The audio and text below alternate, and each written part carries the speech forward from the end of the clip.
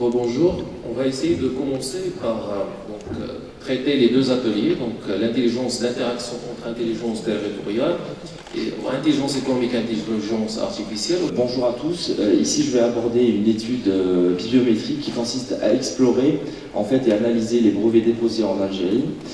Cette étude rentre dans le cadre des travaux de thèse que j'ai entrepris et que je viens de soutenir, comme il a souligné M. Dafir, cette semaine. Alors, pour aborder mes travaux de recherche, je vais structurer ma présentation autour de 5 principaux points. Le premier point est une entrée en matière dans laquelle je vais aborder l'aspect informatif des brevets et l'appréhension de la documentation brevet, notamment celle qui s'articule autour de l'information indirecte tirée de l'analyse statistique. Enfin, je mettrai en relief le bien fondé de la considération des brevets comme étant des indicateurs pour évaluer l'activité d'invention à l'échelle d'un pays ou d'un ensemble d'entreprises. Le deuxième point concerne le contexte de la recherche dans lequel j'indiquerai les motivations qui m'ont amené à entreprendre cette recherche. Ensuite, j'aborderai l'approche méthodologique et les principaux résultats de l'étude. Je terminerai cette communication avec une conclusion avec la puissance innovatrice de l'Algérie, comme elle apparaît à travers les brevets. Commençons par l'aspect informatif des brevets. Il faut savoir que les brevets constituent une large source de connaissances techniques gratuites. Ils décrivent, détaillent et dévoilent des technologies employées et fournissent des solutions aux problèmes posés. Il est généralement admis que plus de 80% des connaissances techniques mondiales est stockée et décrite dans les brevets d'invention. Alors concernant l'accès à ces informations, on constate que cet accès s'est développé au cours de ces dernières années grâce au développement progressif des technologies de l'information et de la communication et des moyens électroniques de distribution et de récupération des données. Dans ce contexte, Henri Doux indique que l'exploitation des informations scientifiques et technologiques contenues dans les brevets est considérée comme étant un vecteur de diffusion d'une culture scientifique car elle réduit l'isolement technologique et lutte contre une forme d'illettrisme technologique. Dans cette recherche, je me suis posé la question suivante: comment est appréhendée l'analyse de l'information brevet? De manière générale, le document brevet se prête à de nombreuses analyses. Cela peut être par déduction, par induction ou par abduction. Ces différentes techniques visent à la production d'informations de niveaux très différents. Pour ce qui est de l'appréhension de la documentation brevet, elle s'articule sur deux plans. D'un côté, il y a l'information directe extraite des documents ou de leur description, et de l'autre, on trouve l'information indirecte tirée de l'analyse statistique. Dans ma revue de la littérature, j'ai constaté que les principales études sur les brevets sont appréhendées sur la base de l'information indirecte. Cet état de fait m'a conduit à apporter un intérêt particulier à ce type d'analyse. Autre observation qui n'est pas des moindres, tirée toujours de la lecture de l'état de l'art, montre qu'il est possible à partir de ce genre d'analyse d'établir des indicateurs statistiques bien fondés pour évaluer l'activité d'invention. En effet, malgré l'existence de nombreux indicateurs disponibles sur la production technologique nouvelle, les plus fréquemment adoptés sont ceux fondés sur les brevets, car les statistiques en fait, liées à ce genre de documents permettent plusieurs usages, comme mesurer l'inventivité d'un pays donné, d'une région, ou bien à un niveau plus restreint, mesurer l'inventivité des entreprises et des inventeurs individuels. L'hypothèse qui permet cela est que les brevets reflètent en quelque sorte la production inventive. Alors plus les brevets sont nombreux, plus les inventions le sont également. Alors pourquoi je m'intéresse à l'Algérie à travers les documents brevets? L'objectif de cette communication est d'essayer de répondre à une seule question de recherche, qui est de savoir est-ce que la production informationnelle qui s'exprime à travers les brevets peut ou permet d'extraire et de produire de nouveaux savoirs en termes de veille informationnelle et stratégique dans le contexte algérien. Comme vous l'avez remarqué, je précise dans mon questionnement le contexte algérien. Je le précise car Premièrement, dans ce pays, les brevets sont considérés seulement sous l'angle de la protection et de la sécurité de la propriété intellectuelle, et non pas en termes de sources utiles et ouvertes d'informations techniques. Autrement dit, les brevets, en fait, permettent de protéger les inventions. Les informations contenues dans ces documents n'ont que très peu d'utilité si on s'inscrit dans ce postulat très réducteur. Deuxièmement, si on se réfère aux études qui s'intéressent à l'innovation algérienne par le biais de l'information brevet, on trouve qu'elles sont faibles. Il y a en effet très peu, voire pas du tout, d'études qui traitent les brevets comme une source d'information. Dans l'ensemble, c'est dans ces deux raisons que résident les motivations qui m'ont amené à m'intéresser au terrain algérien à travers les documents brevets. Concernant mon approche méthodologique pour mener cette étude, je ne vais pas trop m'étaler ou trop développer ce point pour me concentrer seulement sur les résultats obtenus. Toutefois, il convient de donner quelques indications et éléments nécessaires à la compréhension de la méthodologie adoptée de manière générale. Donc l'outil que j'ai utilisé pour extraire et analyser les documents brevets s'appelle Patent2Net, c'est un outil qui a été développé dans l'université de Toulon avec le concours du professeur David Raymond et de Luc Cognam. Il faut savoir que cet outil interroge la base de données de l'Office européen des brevets. Cette base de données, elle contient pas moins de 110 millions de brevets qui sont ouverts et qui proviennent de 100 offices de brevets. Il est à noter ici que l'office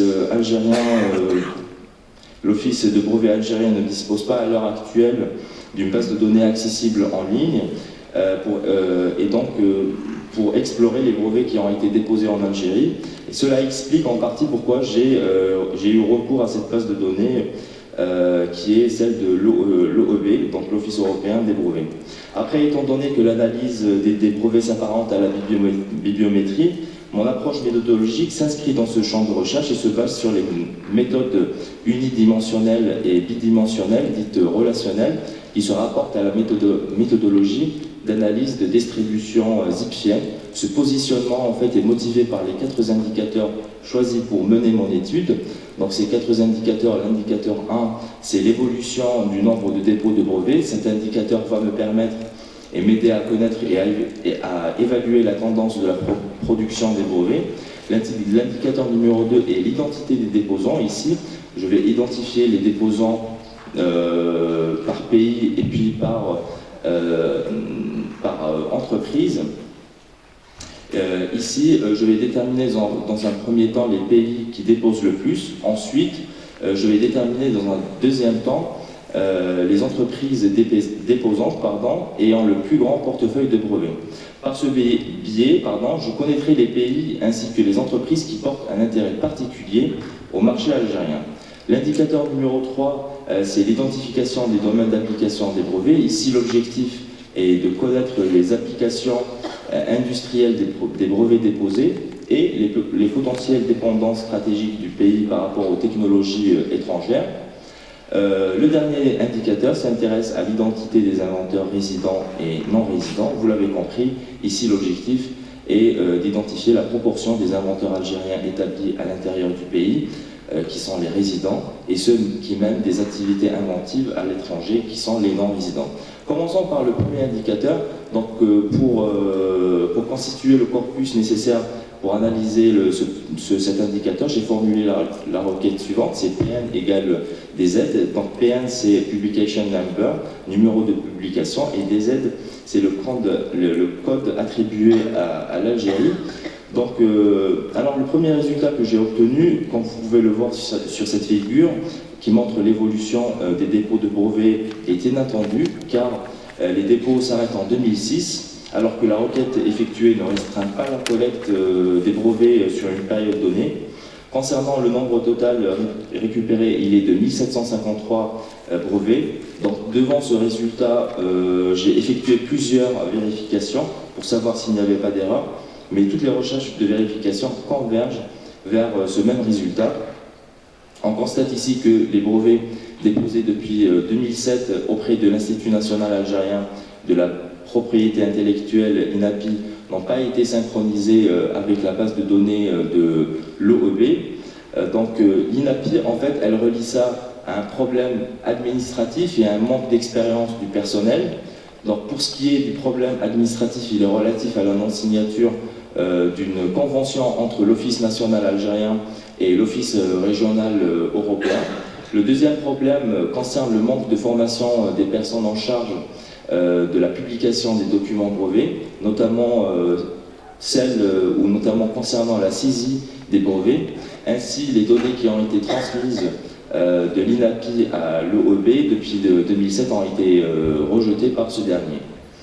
Donc on voit ici avec cette figure que le cas de l'Algérie est un cas isolé et exceptionnel, car la Tunisie et le Maroc, comme le montre cette figure, n'ont pas eu ce problème de synchronisation. Donc durant la période allant de 2000 à 2016, le Maroc totalise durant cette période pas moins de 12 100 brevets et la Tunisie 7 254 brevets. Donc, puisque le résultat obtenu n'est pas assez significatif pour apprécier l'évolution des dépôts, j'ai rajouté, ou bien je suis allé puiser par une autre source les années manquantes, donc qui vont de 2007 à 2016. Ici, je m'appuie sur les données de l'OMPI, l'Organisation mondiale de la propriété intellectuelle. Comme on peut le constater ici, sur ce graphique, l'évolution des dépôts de brevets est sporadique. En 2011, on relève un pic dans les dépôts, 1547 brevets par rapport aux autres années. Ici, il s'agit d'un cumul des demandes de brevets durant les années précédentes, notamment en 2007 avec 879 brevets ou 879 demandes de brevets, et en 2010 avec 806 demandes de brevets. Donc le traitement de ces demandes par l'INAPI s'est terminé en 2011 et a abouti à la délivrance de ce nombre de brevets. Alors concernant l'indicateur numéro 2, donc j'ai effectué deux requêtes. La première requête avec l'opérateur Poléa Note, et pour collecter seulement les brevets déposés par les étrangers. La deuxième requête avec Inde, qui récolte quant à elle les brevets liés aux déposants algériens. On commence par explorer les données de la première requête qui s'intéresse aux déposants étrangers. Ici, sur la carte du monde qui est projetée, illustre les origines des dépôts par pays. Le classement des pays est exprimé ici sur cette carte, je vais y arriver, pardon, avec une échelle de valeurs qui correspondent au nombre de brevets déposés. Donc ici on voit qu'avec 439 brevets, c'est les États-Unis et le pays qui dépose le plus en Algérie. Il est suivi de la France avec 262 brevets et le Royaume-Uni avec 119 brevets. L'Algérie vient en 4e position avec 102 brevets. Les trois premiers déposants, ici la lecture qu'on peut faire de ces données, les trois premiers déposants qui sont les États-Unis, la France et le Royaume-Uni, qui sont des puissances économiques, leur force dépend en grande partie de leur capacité à exporter, et donc la place qu'ils occupent en tant que déposants montre l'intérêt qu'ils portent au marché algérien. Après, j'ai classé les entreprises en 3 catégories par nombre de brevets détenus. Les entreprises se situant dans la première catégorie détiennent, comme vous pouvez le voir, entre 10 et 20 brevets. Ceux de la deuxième catégorie ont entre 20 et 50 brevets, et ceux de la dernière catégorie ont plus de 50 brevets. Les secteurs d'activité de la plupart de ces entreprises sont le pharmaceutique et l'énergie. Donc là, on voit que les entreprises qui ont déposé le plus de brevets en Algérie sont les sociétés Pfizer avec 178 brevets et SmithKline avec 116 brevets. Concernant les entreprises algériennes, elles sont symbolisées ici sur ce tableau ou sur cette liste qui regroupe l'identité de tous les déposants algériens avec un astérix. Comme on peut le voir, elles ne sont pas nombreuses. La plupart des déposants sont des inventeurs n'appartenant à aucune entreprise, c'est-à-dire qu'ils sont des inventeurs individuels. Cet état de fait, en fait, est dû en grande partie aux faibles ressources allouées à la recherche et développement, à la faible interactivité de la recherche avec le secteur des entreprises, et puis au faible taux des chercheurs algériens activant avec le statut de chercheur en entreprise. Après, concernant le troisième indicateur, ici je m'intéresse au domaine d'application des brevets. Donc ici, il y a 3 secteurs qui sont, on va dire, qui dépendent, qui ont eu une dépendance stratégique. S'il s'agit du secteur en fait pharmaceutique et du secteur de l'énergie. Après, pour le quatrième indicateur, l'identité des inventeurs résidents et non-résidents, on voit que 68% sont des non-résidents et 32% sont des résidents.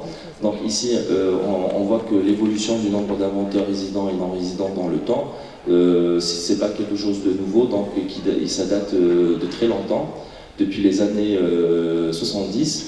Et puis ici, on voit les principaux pays de résidence des inventeurs algériens. On voit que c'est les États-Unis qui regroupent ou qui abritent ou bien qui ont le plus d'inventeurs algériens avec 233 inventeurs et la France avec 134 inventeurs, suivi de la Russie. Donc pour conclure, donc, à travers ce qu'on vient de voir, nous pouvons dire que l'exploitation de l'information dans le contexte algérien permet d'extraire et de produire de nouveaux savoirs. Ces connaissances contribuent à la compréhension de l'environnement inventif du pays, ainsi qu'à son évolution. Tel qu'il apparaît à travers les brevets, il y a plus d'indicateurs de faiblesse que d'indicateurs de force. On constate que l'innovation de ces pays demeure à l'état embryonnaire. Elle est caractérisée par une fragilité manifeste et enfin manifeste et qui démontre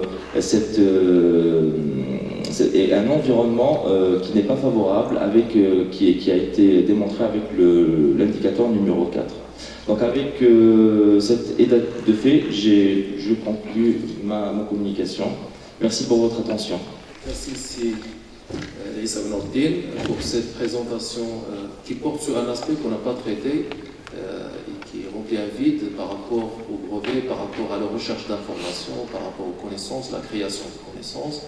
Et je crois que c'est très intéressant de revoir ces éléments au niveau de la création de la valeur ajoutée, parce qu'aujourd'hui on met l'accent au niveau des comparaisons entre les pays sur un certain nombre d'éléments, balance commerciale, un certain nombre d'éléments quantitatifs, mais on oublie un des éléments les plus importants qui sont les brevets et la création de connaissances, parce que la logique derrière, c'est qu'il y a la recherche et développement. Lorsqu'on parle de la recherche et développement, on parle de l'éducation.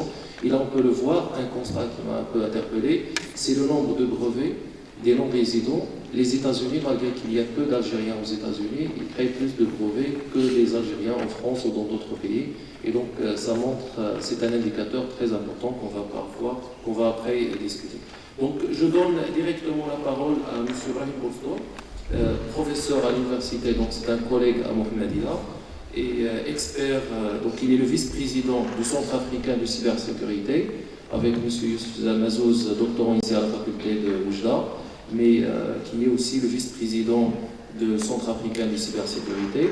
Donc, comme je disais, pour mettre l'accent sur la pratique, puisqu'on traite la pratique de l'intelligence économique, donc je les ai invités à changer un peu leur présentation pour mettre l'accent sur la pratique, puisqu'ils sont des consultants. On a besoin de l'avis de consultants, par rapport à ce qui se fait dans la pratique au niveau de la sécurité de l'information et l'état de lieu, je pense, par rapport à ce qui se fait au Maroc et les besoins de l'entreprise.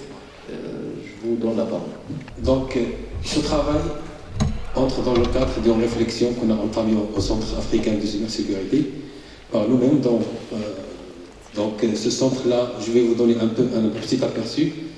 C'est un centre qui est composé des professionnels. C'est une organisation non gouvernementale qu'on a pour objectif de développer les synergies entre les responsables sécurité système d'information et les chercheurs et les BSI, les organisations gouvernementales, non gouvernementales et le secteur public au Maroc et dans les pays africains. Donc les retombées managériales attendues et sont importantes. Les dirigeants marocains et le top management ont un modèle facile pour expliquer la mise en œuvre de la gouvernance de la sécurité du système d'information. Donc on essaie de développer une approche sécuritaire qu'on va mettre à la disposition des dirigeants des établissements marocains pour introduire cet aspect sécurité dans leur gestion quotidienne. Donc le plan dans notre intervention, on va donner une introduction. Après, on va parler un petit peu sur la sécurité de l'information. Et puis je vais donner la parole à mon collègue Brahim pour parler un peu de l'état des lieux au Maroc. Et on va vous présenter un modèle qu'on a développé au centre. C'est un modèle, le CAC Secure. C'est le Centre africain de cybersécurité Secure. Et puis, on va vous rappeler des facteurs clés de succès pour la mise en place de la sécurité des systèmes d'information. Donc, comme vous savez, les processus métiers, dans le cadre de COBIT V5, ils créent de la donnée. Et à partir de la donnée générée, ils se transforment en information. Cette information, avec le temps, il se transforme en connaissance qui va nous créer de la valeur pour l'organisation. C'est ce qui motive les processus d'affaires. Donc, on peut conclure que l'information est une ressource clé pour toutes les entreprises. Et sa création jusqu'à sa destruction, la technologie joue un rôle important. Donc, les technologies de l'information sont de plus en plus perfectionnées et sont devenues omniprésentes dans les entreprises comme dans les milieux privés, publics et d'affaires. C'est pour ça qu'on a choisi de parler un peu sur la sécurité de l'information sur l'ère digitale. Donc je vais essayer de vous rappeler la parole de M. Robert Kaplan, qui a dit qu'aujourd'hui, la concurrence n'est plus industrielle, mais c'est informationnel. Ça veut dire que celui qui détient l'information, c'est celui qui est le plus fort. Donc, on sait que les systèmes d'information font aujourd'hui partie intégrante du fonctionnement de chaque organisation. Il ne s'agit plus d'un système d'information comme avant, qui était entamé comme un centre de soutien à l'organisation, mais il est devenu un centre de création de la valeur à travers l'essor des nouvelles technologies, de big data et de l'intelligence artificielle. Donc l'évolution de la technologie digitale égale évolution des menaces. On est que toutes les plateformes digitales sont vulnérables. Donc la cybercriminalité, c'est une activité qui est très profitable et qui génère des intérêts pour les hackers. Donc c'est une activité qui est peu risquée et techniquement elle est simple. On peut conclure alors que sécuriser et contrôler l'information devient un enjeu majeur pour toutes les organisations. C'est pour cela que nous sommes au cœur de la société de l'information. Donc la sécurité de l'information, je vais essayer de vous rappeler de plusieurs vagues de la sécurité. La première vague était caractérisée par la réduction de la sécurité de l'information à une problématique technique laissée aux mains des experts techniques. Il était limité aux aspects techniques de la sécurité. La deuxième vague, on est passé vers une information, on est passé vers une époque qui est marquée par le passage à la sécurité de l'information, d'une dimension technique à une dimension de management. Donc on ne parle plus de limites techniques parce que les systèmes d'information avant, il était comme une fonction support à l'organisation qui se limite à des règlements des pannes, etc. Et maintenant, on parle d'une vision managériale des systèmes d'information. C'est pour ça que la sécurité elle devient dans une dimension de management en intégrant les politiques et les procédures. La troisième et la quatrième vague. Donc la troisième vague, elle était caractérisée par le besoin d'adoption d'une certaine forme de normalisation, on parle des normes et des certificats, de la sécurité de l'information, par l'intégration des aspects relatifs aux meilleures pratiques, à la certification et de surveillance continue. On a vu l'apparition de l'ISO 27002, de l'ISO 27001, de COBIT, d'ITIL. Plusieurs bonnes pratiques ont été apparues pour aider les managers à profiter des bonnes pratiques dans ce domaine. La quatrième vague, actuellement, on parle de la gouvernance de la sécurité de l'information. Donc les origines de cette quatrième vague sont étroitement liées au développement réalisé dans les domaines de la gouvernance d'entreprise. Donc on ne parle plus juste de la sécurité, mais on est passé à un aspect plus global. Il s'agit de la gouvernance de l'entreprise et surtout dans le domaine juridique et réglementaire avec l'apparition de plusieurs textes de loi pour accompagner cet essor de la technologie dont M. Ibrahim, mon collègue, va vous le rappeler plus tard. Donc, quand on dit sécurité de l'information, il faut se rappeler des 4 critères de la sécurité. Le premier critère, c'est la disponibilité. Donc, l'information doit être disponible. La confidentialité doit être confidentielle. Intégrité doit être intégrée. Et traçabilité doit être traçable à tout moment. Donc là, je vais passer la parole à M. Brahim qui va un peu vous parler de la gouvernance de la sécurité de l'information et l'état des lieux au Maroc avec les textes de loi, etc. Merci, cher ami Youssef, par rapport à la présentation. Cher collègue Amin, aussi je vous remercie pour l'organisation du colloque. Donc, tout d'abord, salam alaikum. Je suis très content d'être parmi vous aujourd'hui dans le cadre de ce colloque international. Alors, comme a été présenté par mon collègue Youssef Mazouz, il vous a introduit le contexte de la sécurité de l'information en rappelant qu'on a passé de quatre vagues, à savoir une première vague qui est une vague technique, vers une deuxième vague qui est une vague managériale qui touche la partie de mise en place des politiques et des procédures, vers une troisième vague qui touche la mise en place des référentiels de best practices côté sécurité de l'information. Comme a été cité, c'est là où on a eu l'existence de plusieurs référentiels de standards internationaux dans la matière. Et la dernière vague, aujourd'hui on ne parle pas de la sécurité informatique, on parle de la sécurité de l'information dans une logique de gouvernance de l'information. C'est pour cette raison que je voulais juste revenir vers le lien entre la corporate governance, ce qu'on appelle la gouvernance de l'information, de l'entreprise, avec la gouvernance des systèmes d'information. J'ai pris un modèle américain qui est adopté par l'Association internationale des auditeurs systèmes d'information, à savoir l'ISACA. Donc vous pouvez consulter le site web, c'est un site web qui est très riche en termes de documentation par rapport à ce domaine, l'ISACA.org. Alors, ils ont décrit la gouvernance des systèmes d'information en se basant sur 5 piliers, à savoir l'alignement stratégique, ça veut dire aligner la stratégie IT sur la stratégie de l'entreprise. Le deuxième pilier, c'est la création de la valeur, c'est de démontrer c'est quoi la valeur créée par le système d'information au sein de l'entreprise. Le troisième pilier, c'est là où ce qu'on est en train de débattre avec vous aujourd'hui, c'est la gestion des risques. Et qui dit la gestion des risques, on est dans une logique de sécurité de l'information. Donc, un top manager, s'il veut mettre en place une bonne gouvernance de son entreprise, il doit passer par la gouvernance des systèmes d'information et par défaut, la sécurité du système d'information fait partie des piliers de la gouvernance des systèmes d'information. Les deux derniers piliers, ça touche la gestion des ressources informationnelles et la gestion de la performance en mettant en place des indicateurs de performance. Maintenant, je passe pour vous présenter le cas du Maroc. Qu'en est-il par rapport à la sécurité de l'information au Maroc? Alors, je peux vous dire que notre pays s'est engagé dans une voie du renforcement de ses capacités de la sécurité du système d'information depuis 2011, à travers la création des entités dédiées.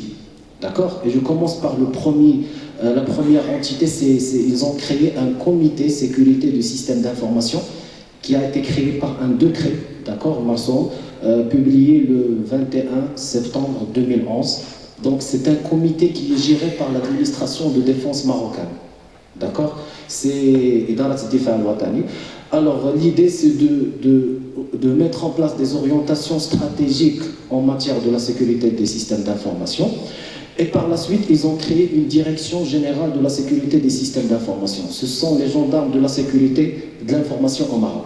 D'accord? Ils ont fait comme périmètre tout ce qui est les établissements publics et ce qu'on appelle les infrastructures à caractère vital. Je vais vous expliquer ça par la suite. Je passe à un deuxième travail qui a été bien fait, c'est qu'ils ont fait une norme marocaine. À date d'aujourd'hui, nous avons une norme, c'est la norme ISO 27002. L'idée c'est quoi? Donc c'est une norme qui a été publiée en 2013, je crois, oui c'était en 2013.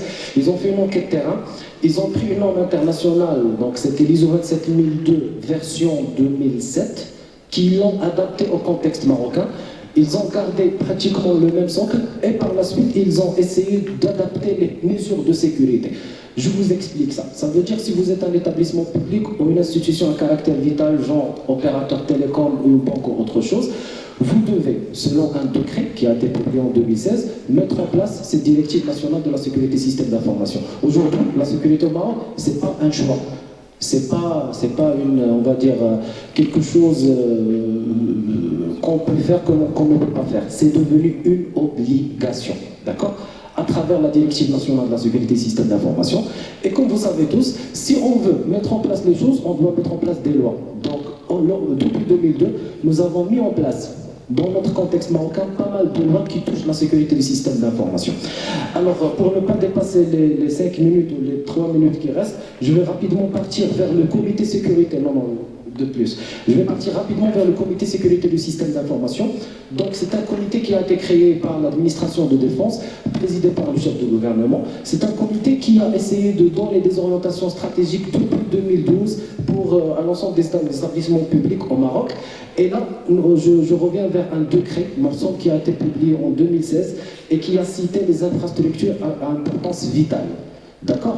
Donc, la liste qui est en face de vous, ça concerne les secteurs d'activité. Chaque organisation publique qui fait partie de ce secteur d'activité, elle est considérée par la Direction générale de la sécurité système d'information, ça veut dire l'administration de défense marocaine, comme une infrastructure à importance vitale du pays. Autrement dit, si un pirate attaque une structure qui fait partie de cette liste, il a touché une structure à caractère vital. D'accord, il a un impact direct sur l'économie du pays. Je cite par exemple le secteur des télécoms, le secteur public, la législation, donc le secteur de la finance et tout ça. Donc vous avez le numéro du bulletin officiel pour plus d'informations. Alors, rapidement, ils ont fixé 4 axes stratégiques depuis 2012 pour le renforcement de la sécurité de l'information. C'est bien parce que si je veux faire la comparaison par rapport à la Tunisie, d'accord, ils ont fait ça dans les débuts des années 2000. Donc on a suivi le modèle français, donc on a donné la sécurité système d'information à l'administration de défense. C'est pratiquement ce qu'ils ont en France, ils ont ce qu'on appelle l'Agence nationale de la sécurité de l'information qui fait partie de l'administration de défense. Les axes stratégiques, donc vous pouvez les consulter sur le site de la Direction générale de la sécurité système d'information. Alors, la direction, c'est une direction composée des militaires et des civils qui ont comme objectif de protéger l'information dans notre pays. Ils ont fait une cellule très importante, c'est ce qu'on appelle MASER, Computer Emergency Response Team, d'accord? C'est une cellule qui fait de la veille côté sécurité informatique. Si vous êtes établissement public, ils vous envoient à chaque fois des alertes comme quoi il y a un virus, genre WannaCry, autre chose qui peut impacter votre infrastructure. Et par défaut, il faut faire bien sûr la veille pour l'ensemble des établissements publics, assurer la veille et assurer les audits sécurité de système d'information et l'assiste les établissements publics et pas forcément seulement les établissements publics, on parle aussi des banques et des opérateurs télécoms parce qu'ils représentent un point important pour le Maroc. Alors, rapidement, je vous communique, ce que vous avez en face de vous, c'est la norme marocaine, d'accord, qui est imposée à l'ensemble des établissements publics. Elle est composée de 11 chapitres. Si vous voulez faire la sécurité de l'information au Maroc, vous devez respecter les 11 chapitres avec les 104 mesures de sécurité. Ce qu'on appelle les best practices de sécurité de l'information au Maroc. D'accord? La norme est publique que vous pouvez consulter, donc c'est un document qui est public, destiné à l'ensemble des chercheurs et des professionnels qui travaillent dans l'IT, qui va leur permettre de mettre en place une bonne gouvernance de la sécurité de l'information. Rapidement, le cadre réglementaire, il ne faut pas oublier ce cadre parce qu'il est très important. Je reviens vers la loi 02/2000. C'est la loi qui réglemente ce qu'on appelle le droit d'auteur. Ça veut dire que vous êtes établissement public ou privé, vous n'avez pas le droit d'installer une application piratée. D'accord? Donc, côté sécurité de l'information, on doit faire attention aux lois parce que dans les orientations des bonnes pratiques à l'échelle internationale, même la norme marocaine nous oblige de respecter la loi. Je passe à la deuxième loi, c'est la loi 0703, je crois, ça a été publié vers 2003. C'est la loi de la cybercriminalité au Maroc. Aujourd'hui, il faut comprendre, si quelqu'un veut faire une attaque, il peut être poursuivi par cette loi, c'est la loi 0703. Je ne vous cache pas qu'on a une très belle loi qui touche la signature électronique, ou ce qu'on appelle la cryptographie, c'est la loi 5305. C'est la loi qui est gérée actuellement par la Direction générale de la sécurité des systèmes d'information, qui nous oblige à crypter les données entre deux établissements, surtout les données à caractère juridique, sans oublier qu'il faut à un certain moment passer à ce qu'on appelle la signature électronique. On est dans le monde digital. Dans 2 ans, 3 ans, pratiquement l'ensemble des établissements publics, ils vont commencer à signer les documents d'une manière électronique. Et heureusement pour les dirigeants, ils ne vont pas avoir des parapheurs comme ça, donc on signe. Pour signer, il faut crypter, donc on met en place, on doit se conformer à cette loi. Et la dernière loi, c'est la loi relative à la protection des données à caractère personnel, c'est la loi 0908 publiée en 2009, qui a été, bien sûr, ils ont donné vers presque 2 ans à l'ensemble des établissements publics et privés de se conformer. Là, si vous voyez un établissement public ou je ne sais pas, une organisation qui vous filme sans afficher des autorisations de la Commission nationale de protection des données personnelles, cndp.ma, que vous pouvez visiter, ils ne sont pas conformes. D'accord? Donc, il a été imposé à l'ensemble des établissements publics et privés, sans exception. Notre valeur ajoutée dans le cadre du centre CAC. Donc, puisqu'on a essayé de faire une réflexion entre plusieurs directeurs système d'information, des responsables sécurité système d'information et des chercheurs en sécurité de l'information, nous avons développé ce petit modèle, d'accord, qui commence par l'implication de l'ensemble des parties prenantes, les stakeholders, qui sont à droite. Ça veut dire le top management, parce que je ne vous cache pas, pour mettre en place la sécurité de l'information, si vous n'avez pas l'implication de top management, ça ne sert à rien. Et heureusement, la direction générale nous a aidés par rapport à ça, prendre les leviers du référentiel international COVID Control Objectives for Information and Technology, qui est un référentiel international qui a dit il y a 7 leviers pour mettre en place la bonne gouvernance de la sécurité de l'information. On va fédérer tout ça, mettre en place des politiques et des procédures à travers une évaluation pour se conformer à la norme marocaine, une évaluation technique, c'est les tests d'intrusion, ce qu'on appelle les pen tests ou les tests de pénétration, avec une évaluation des risques en mettant en place, en utilisant des normes et des standards de la gestion des risques informationnels. Un point important, c'est qu'aujourd'hui, nous avons un guide développé par la Direction générale de la sécurité des systèmes d'information sur la méthodologie d'appliquer une analyse des risques. Et évaluation physique et technique, c'est l'évaluation de la partie environnementale. Donc, faire un portefeuille de projets, prioriser les projets et lancer votre plan d'action. Ce modèle a été développé par nous-mêmes, mais le problème c'est que ce modèle, d'après la discussion avec les spécialistes dans le domaine, ils ont besoin des recommandations par rapport à ça. Nous avons développé toute une liste des recommandations, on a pris ce qu'on appelle les facteurs clés de succès pour réussir ce genre de modèle. Déjà, il ne faut pas commencer une aventure de mise en place de la gouvernance sans avoir l'implication de top management. Prendre la norme marocaine comme un document de base, élaborer une stratégie sécurité de l'information. Donc c'est l'objet d'étudier la taille du marché, sa croissance, le degré de développement des pays hôtes sont des facteurs clés de choix d'investissement. Pour notre cas, le choix ou bien les motivations qui sont à l'origine des étudiants marocains en Afrique sont les suivants. Une population estimée à 1 milliard en 2030, jeune et en voie d'urbanisation, une classe moyenne en émergence. Les besoins individuels et collectifs ne sont que très faiblement couverts. L'Afrique est encore dans sa quasi-totalité au premier stade de son développement. Les liens culturels, le partage d'une langue avec les États francophones et une religion commune, forte présence commerciale du Maroc en Afrique et le continent a réalisé un taux de croissance annuel de 5% les 10 dernières. De ce fait, l'Afrique subsaharienne a connu une poussée de multinationalisation bancaire sud-sud. Il s'agit de la présence des banques marocaines qui s'est accélérée depuis la moitié des années 2000. L'internationalisation des banques marocaines en Afrique est principalement justifiée par 5 facteurs clés.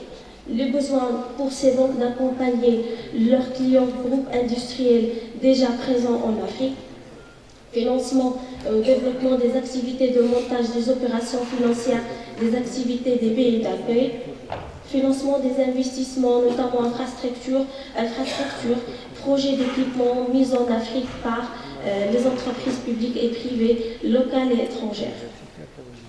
Transfert de l'argent entre l'Europe et l'Afrique opéré par les Africains résidant à l'étranger et celui des flux d'affaires entre les deux continents. Captation des flux d'affaires engendrés par les grands contrats d'équipement ou d'infrastructures ou encore par les privatisations. Ces avancées sont notamment traduites par une dynamique d'intelligence économique adoptée par le Royaume à destination des opérateurs économiques afin d'améliorer leur compétitivité. L'intelligence économique s'est définie comme une activité de recueil, d'analyse, de diffusion de l'information pertinente pour la production d'une connaissance indispensable à la prise de décision et au pilotage des entreprises constitue le tissu industriel national et s'entend comme une démarche d'anticipation sur les événements qui peuvent avoir un impact négatif sur l'activité commerciale, de projection plutôt dans le futur fondée sur l'anticipation des crises, analyser les forces et faiblesses des concurrents, de collecte, analyse, diffusion, protection de l'information qui traite du marché des concurrents pour mieux maîtriser également l'environnement économique, politique et concurrentiel. Identifier les opportunités du marché, centrer et traiter les menaces. Pour la place des banques marocaines dans le secteur bancaire des pays hôtes, la délocalisation des banques marocaines vers l'Afrique a véritablement accéléré vu les indicateurs de l'activité extérieure, notamment d'après le GRAF, l'élargissement de son réseau, la part de marché en termes d'effectifs. Donc pour les implantations, la part des banques marocaines passe de 5% en 2006 à 25% pour le groupe Tijari Wafa Bank, la BCE Bank of Africa et aussi la Banque Centrale Populaire au Burkina Faso. Pour leur part dans le marché, pour le total des comptes bancaires, les banques marocaines couvrent 30% des opérations contre seulement 6% en 2006. Et aussi en termes d'effectifs, les banques marocaines emploient aujourd'hui jusqu'à 2017 22% d'effectifs employés dans le secteur bancaire burkinabé. Aussi pour l'expérience des banques marocaines au Mali, les banques marocaines réalisent des performances pour tous les indicateurs. La part de marché pour les crédits atteint 44% en 2017 contre seulement 10% en 2007. Aussi la part dans la création ou bien les implantations atteint 48% en 2017 contre seulement 8% en 2007. Et aussi la part en termes de création des postes d'emploi, les banques marocaines emploient 29,5% d'effectifs total dans le secteur bancaire au Mali en 2017.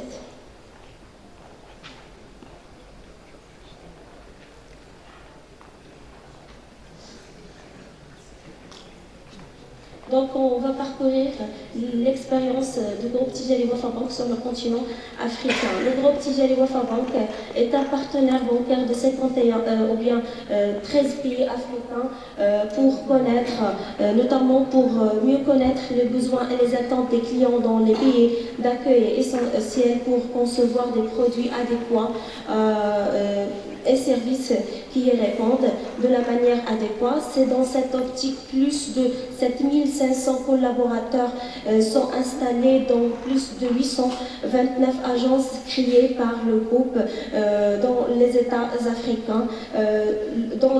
africains, à savoir les trois grandes régions, l'Afrique du Nord, l'Afrique de l'Ouest et l'Afrique centrale, tout en s'adaptant aux particularités de chaque région. Pour toutes ces raisons, nous allons mettre l'accent sur l'expérience de ce groupe comme un acteur ou bien de coopération sud-sud. Dans un premier temps, nous allons examiner les indicateurs de performance dans les trois régions du nord, de l'ouest et centrale, et secondant, dégager les premiers résultats liés aux stratégies du groupe sur le continent africain, notamment le plan stratégique à l'horizon 2020. Donc, d'après le camembert qui représente la part des régions en nombre d'agences, l'Afrique du Nord s'accapare la grande part, à savoir 45%. Deuxièmement, l'Afrique de l'Ouest, 40%. Et dans une moindre mesure, l'Afrique centrale, avec une part de 15%. Pour la présence en Afrique du Nord, la filiale de Tijari en Tunisie réalise des performances meilleures. En nombre d'agences atteint 207 agences. La part de marché pour les crédits est de 9% et la part de marché pour les dépôts c'est de 11%. Pour la Mauritanie et l'Égypte, les deux réalisent respectivement 11% et 9% pour les parts pour les crédits et les dépôts. Pour les nombres d'agences, la filiale Mauritanie atteint 26 agences et la Tijari Bank Égypte atteint 56 agences. Pour l'Afrique de l'Ouest, la Banque internationale pour le Mali et la société ivoirienne arrivent en tête des filiales qui réalisent des résultats positifs. En termes d'agences, les deux réalisent 80 et 60 agences. Pour les parts, pour les crédits et le dépôt, les deux réalisent respectivement 11% et 9%. Donc, Mali et la Côte d'Ivoire arrivent en tête des pays récipiendaires des investissements du groupe en Afrique. En Afrique centrale, le groupe réalise des résultats modestes, mais pour la diversification ou bien les implantations, le nombre d'agences est important, à savoir au Gabon 21 agences, au Cameroun 55 et aussi au Congo 20 agences. L'autre point phare de cette intégration ou bien cette diversification, c'est l'utilisation de l'intelligence économique, la création de plateformes digitales. L'expérience est fortement bancarisée, la banque en ligne, aussi les applications bancaires sur mobile permettent d'étudier les clients. Tijari a digitalisé ses services proposant des offres mobiles de paiement électronique.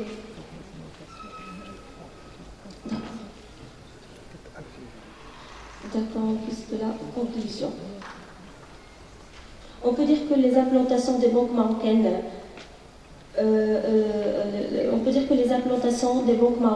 sont désormais l'une des racines principales de décollage de l'économie marocaine en Afrique. Tout au long de cette étude, nous avons essayé d'analyser son apport sur l'intégration régionale. Après notre recherche, le traitement de résultats, nous pouvons tirer les points suivants. Le groupe Tijari Wafa Bank a consolidé sa position sur tous les compartiments, voire les résultats concrets et la diversification des implantations en intégrant même les régions qui connaissent des fragilités structurelles, le cas de l'Afrique centrale. Tijari Wafa Bank affronte des difficultés d'ordre concurrentiel pour les régions qui connaissent une forte densité des agences étrangères, le cas des pays de l'Afrique du Nord, une expérience de la banque digitale axée sur l'innovation et la différenciation des services phares a entraîné une évolution des transactions réalisées sur le digital. Cet exercice de multinationalisation a certainement des imperfections.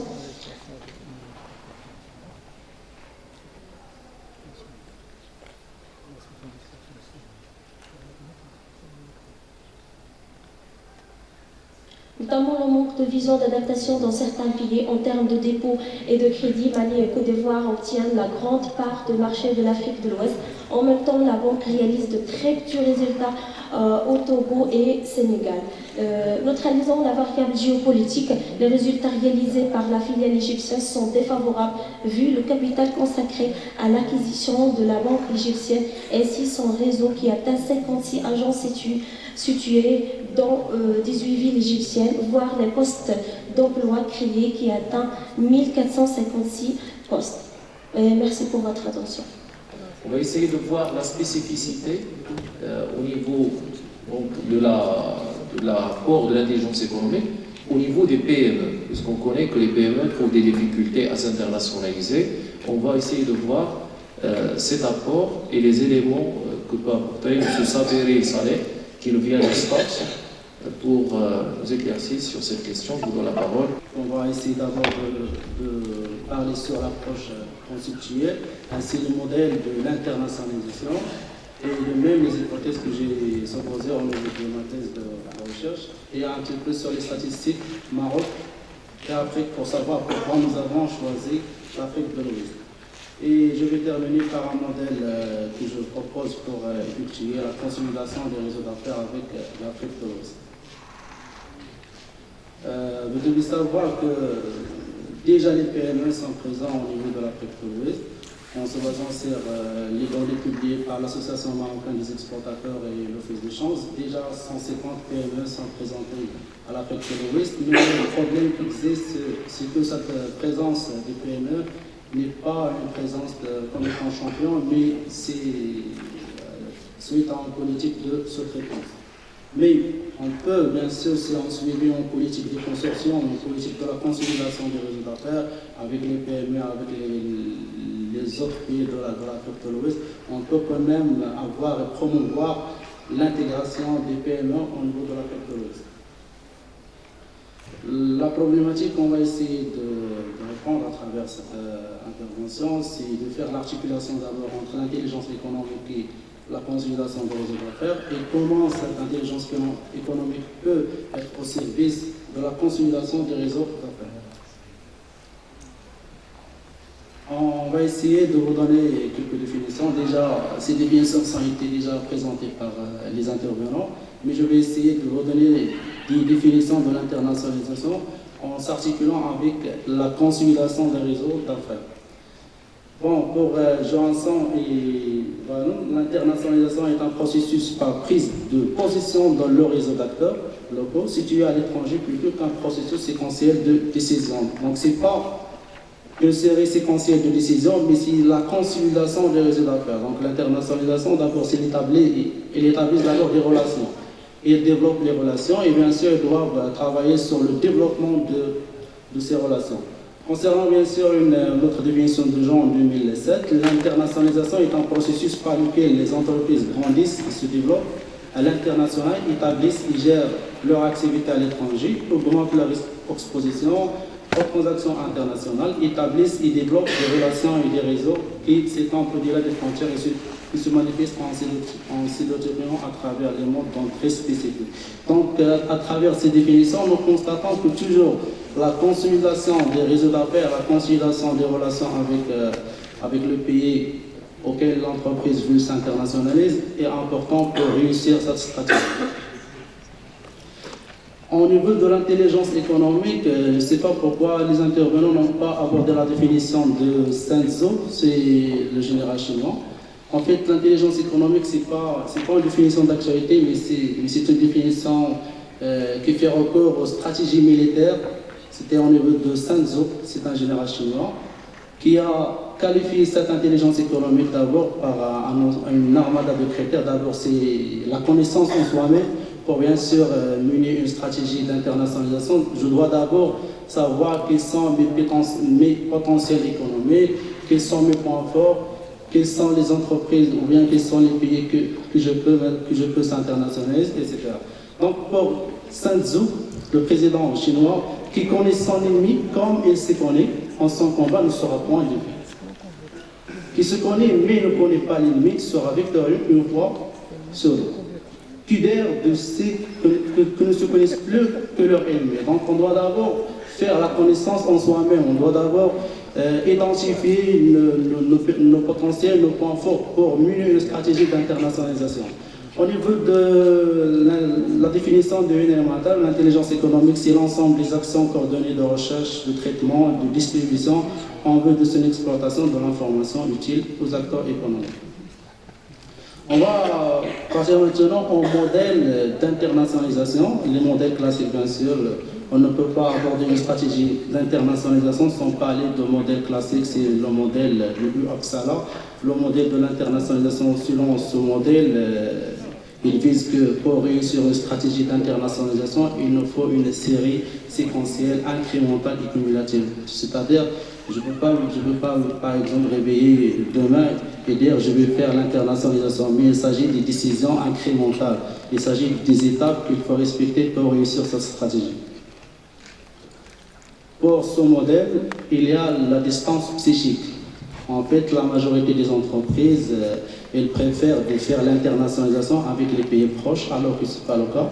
On peut faire l'internationalisation même avec des pays qui peuvent être loin.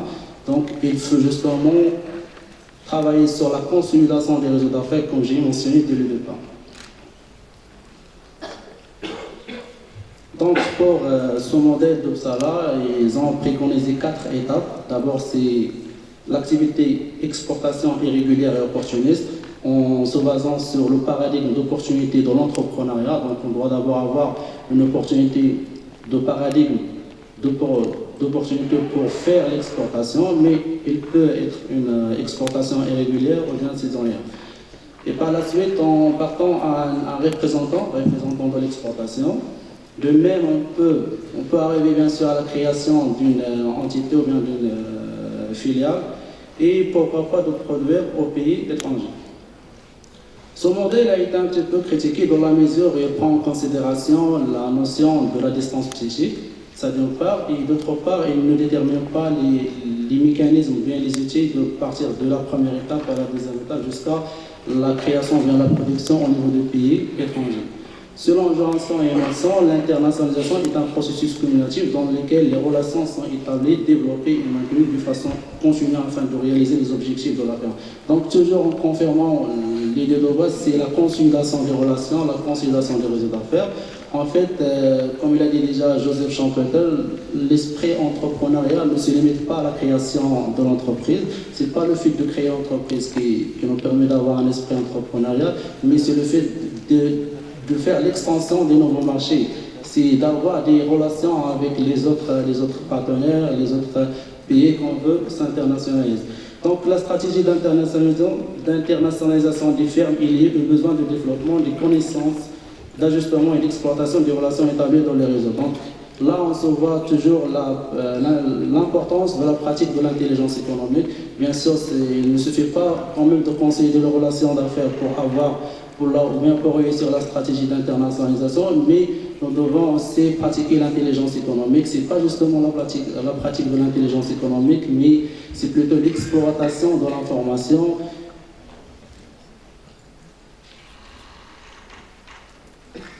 Donc, prolongement de l'école d'Uppsala, donc toujours en parlant des réseaux d'internationalisation, ils ont préconisé 3 étapes pour réussir cette stratégie. Il s'agit de la prolongation, de pénétration et l'intégration.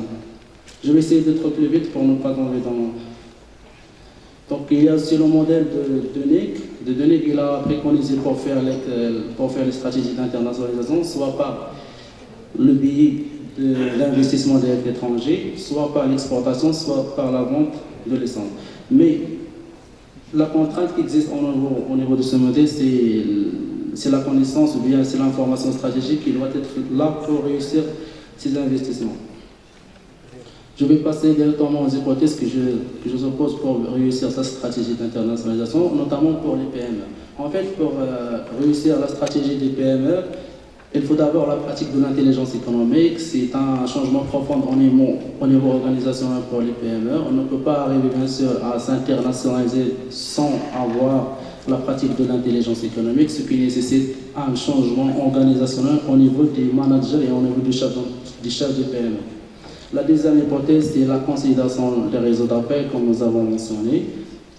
Dans la logique de consolidation des relations d'affaires avec l'Afrique de l'Ouest, l'internationalisation de la PME n'est pas une fin en soi, car malgré son importance de l'éco-développement sud-sud, il sera nécessaire d'effectuer d'autres indicateurs qui vont permettre de consolider cette relation, à savoir la diplomatie économique, même l'excellence des visites royales, même au niveau de la compétence des ressources humaines, etc., même au niveau de la collègue qui a présenté l'implantation des banques qui peuvent accompagner la PME dans la consolidation des réseaux d'affaires.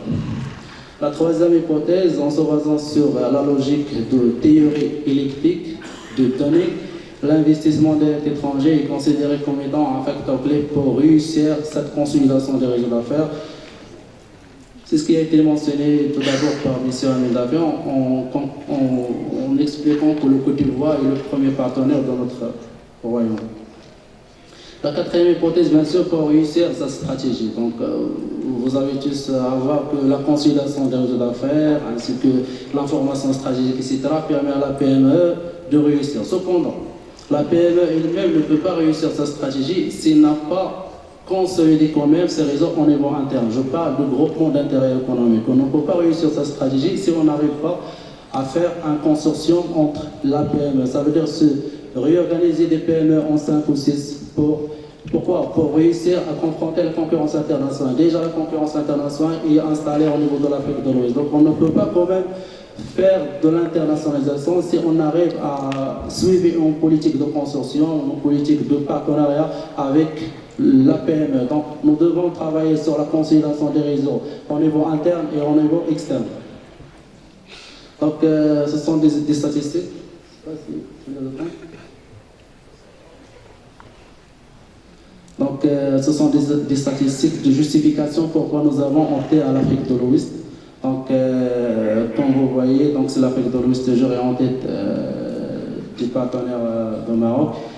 Déjà, comme vous avez mentionné, M. Dabel, au niveau de balance commerciale, nous avons, alhamdoulilah, atteint 13 milliards au niveau de 2017 selon les données de l'Office de change. Je passe directement à un modèle que j'ai proposé. Toujours dans la logique de la consolidation des réseaux d'affaires, voilà ce que j'ai proposé pour réussir cette stratégie, toujours en s'appuyant sur quoi? Sur l'intelligence artificielle, l'intelligence économique, la diplomatie économique qui se manifeste bien sûr dans plusieurs domaines, à savoir les visites travail, etc., l'investissement directement en Afrique et le regroupement des PME. Alors, on ne peut pas faire cette stratégie si on n'arrive pas à faire le regroupement d'intérêts économiques des PME. Ça veut dire de faire un cadre réglementaire qui permet de stimuler ce regroupement, de faciliter ce regroupement, ainsi de subventionner ces regroupements par le ministère de l'Extérieur. C'est déjà subventionné. Au niveau de 2015 jusqu'à 2019, ils sont subventionnés pour ces groupements. Ainsi, il faut parler de la compétence au niveau des ressources humaines, de l'innovation et de la durabilité. La question qui se pose, c'est quoi le pays le plus proche? C'est pas le plus proche en termes géographiques, mais le plus proche en termes de consolidation des réseaux d'affaires. Donc, en se basant sur les chiffres des investissements des Marocains en Afrique de l'Ouest, nous avons trouvé que le pays de départ, c'est la Côte d'Ivoire et le Nigeria. Et après de suite, on va faire la même chose. Lorsqu'on installe la marque Maroc en Côte d'Ivoire, on va faire la même chose avec les pays partenaires de Côte d'Ivoire, jusqu'à qu'envoyer l'Afrique de l'Ouest, ne pourquoi pas d'envoyer tout le continent africain. Mais ça nécessite toujours le groupement d'intérêt économique du PME via une politique de consortium. Donc, en parlant, je ne vais pas passer les 15 minutes. Donc, ce qui concerne bien sûr la conclusion, ce n'est pas une affaire aisée de faire bien sûr l'internationalisation. Donc, il y a toujours des risques liés à l'international qui peuvent bien sûr être d'ordre financier, d'ordre fiscal, d'ordre économique, etc. Bien sûr, il faut comprendre le comportement de la population ciblée, etc. Mais nous avons quand même proposé, en se basant sur les chiffres et sur les données, un modèle pour réussir sa stratégie, tout en gardant à l'esprit le respect de la revue littérature qui a déjà préconisé son modèle. Et Inch'Allah, qu'on arrive à envoyer l'Afrique de l'Ouest, ce n'est pas envoyer au terme sauvage, mais au terme amical. Merci. Et avec une présentation de M. Brahim Asban, qui vient de l'ENCG de Tanger, et avec une présentation qui porte sur l'impact. Donc, on a parlé de l'intelligence, maintenant on parle de la veille stratégique comme étant composante de l'intelligence économique, mais au niveau de management de risque. Donc, c'est une corrélation très importante. Et c'est les résultats d'une étude empirique qu'il avait réalisée auprès des PME exportatrices marocaines.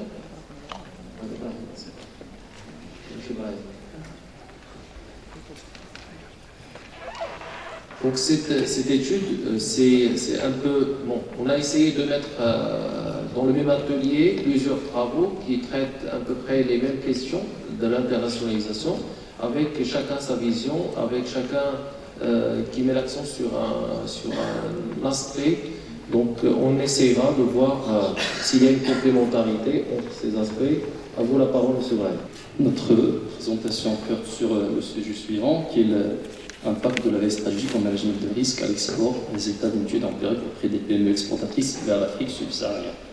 Eh bien, avant de se parachuter dans la problématique, donc il y a un contexte qu'on doit mettre en exergue. Donc il y a un engagement du Maroc dans un processus d'ouverture économique intra-africain qui s'est dernièrement, comme l'a dit M. le professeur, concrétisé par son adhésion à la CEDEAO en 2018 et qui par la suite succédé par son intégration dans la signature préalable d'un accord de libre-échange continental avec presque 53 pays de l'Afrique subsaharienne. Donc cela pourrait ouvrir des opportunités pour l'économie nationale en termes d'exportation des biens et des services. Cependant, même dans ce cadre, si les grandes entreprises sont des acteurs incontournables dans ce processus d'intégration vers le marché de l'Afrique subsaharienne en bénéficiant des appuis politiques voire diplomatiques, les PME sont encore désavantagées par rapport aux grandes entreprises. Alors, l'expansion des PME vers ce marché est une activité dans l'issue qui n'est jamais garantie, étant donné les risques et les incertitudes que le caractérisent. Donc, en plus de ces risques auxquels s'ajoute le manque d'expérience des PME et leur disponibilité, donc il y a un taux plus élevé lors de notre exploration que nous avons trouvé que un taux très élevé des PME échouent dans leurs activités d'exportation vers l'Afrique et vont partir d'entre elles abandonneront complètement l'exportation. Donc les échecs rencontrés par les entreprises s'expliqueraient notamment par les ressources limitées dont ils disposent, ce qui réduirait leur capacité à anticiper les risques et par conséquent se créer des opportunités d'affaires.